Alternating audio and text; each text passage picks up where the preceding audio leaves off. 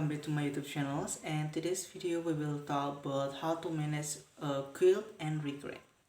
So managing regret and guilt when you really hurt someone. So hurting others make us feel terrible. Here are some ways to handle the guilt. Mistakes make us feel terrible. Guilt and remorse are two emotions that typically follow making mistakes. They carry with them a lot of emotional distress, impacting our ability to move on from bad outcomes. Other people will often try to make us feel better when we make mistakes, saying it was no big deal. It's one way people try to alleviate our pain from making mistakes. This too shall pass is another way people try to help us recognize that the negative impact of what happened will end eventually. Pointing out how we may not be the only one responsible for a mistake can also be a way of trying to help us feel better. But what if your mistake was a big deal? And what if the mistake was one that will have major repercussion for a long time and was one that will clearly all your fault? What do you do then?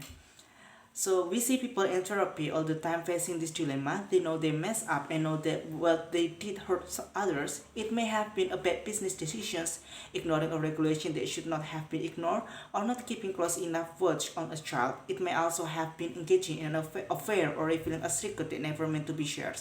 When clients come in with this problem, they know they did something wrong and that they hurt others. They are not looking to be talked out of feeling responsible, but they do want to know what to do with the pain. If you think of this from our animal nature, why we feel so strongly after major mistake can seem obvious. Animals are hardwired to react strongly to error. This prevents them from making the mistake again. Animals out in the wild, with whom we share a lot of the same behavioral patterns, cannot afford to make major mistakes. Turn the wrong say when trying to escape a lion and you become lunch quick.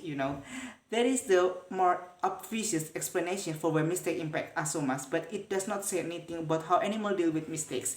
Animals respond quickly to mistakes as a way to avoiding them, but how exactly they respond can tell us even more about how we can handle major mistakes effectively. Non-human animals, for instance, do not dwell on mistakes. They do not ignore them, but do not dwell on them. When animals lose a battle, often due to mistakes like misjudging an opponent or poor strategy, they accept what happened and move on as best they can. It will not be correct to say that they ignore the mistake, but rather they incorporate the mistake and loss into how they move on in the future. Staying future focused help animals keep their eyes open on doing what they can to make things better despite what just happened.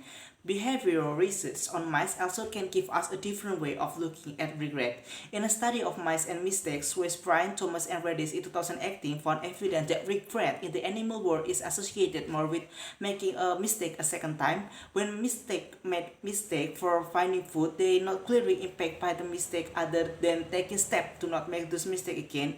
In other words, regret was associated with not learning from mistakes. And then finally, there is the study of guilt from a human animal. There have not been many such studies, but one found that dogs tend to show signs of feeling guilty in response to how their owner act. What was interpreted as dog feeling guilt was actually a response to external cues. Results like this support that guilt often come about by perception of how others respond to mistake. Result of comparative psychology research across species on guilt and remorse support some good suggestions for how to deal with our mistake. Own up to your mistake and do not hide from them.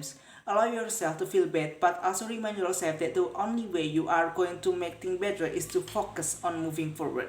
Try to live in the moment, admit to yourself and others what you did, and find every way you can to make things better. Focus on what you can do right now to make things better. That includes finding ways to make up for problems you mistake cause. Make clear to yourself and others that you are doing everything possible to learn from your mistake. Use clear statements to those you hurt, showing that you know what you did, how it impacted them, and how you will have to face the consequences. The more direct you are with others, the more direct they will be about what they expect from you moving forward. If you feel stuck, be direct about that feeling to those you hurt. Even if they do not know what they expect from you, it is still better to show you are trying to find a path forward. Sadness and anger at ourselves when we do things that rarely and safely hurt others are naturally born, but allowing them to keep you from moving forward and improving things is not only going to hurt you, but it's also likely to make life more difficult for those you already hurt. Maybe that's all for today. Thank you for staying tuned in my video.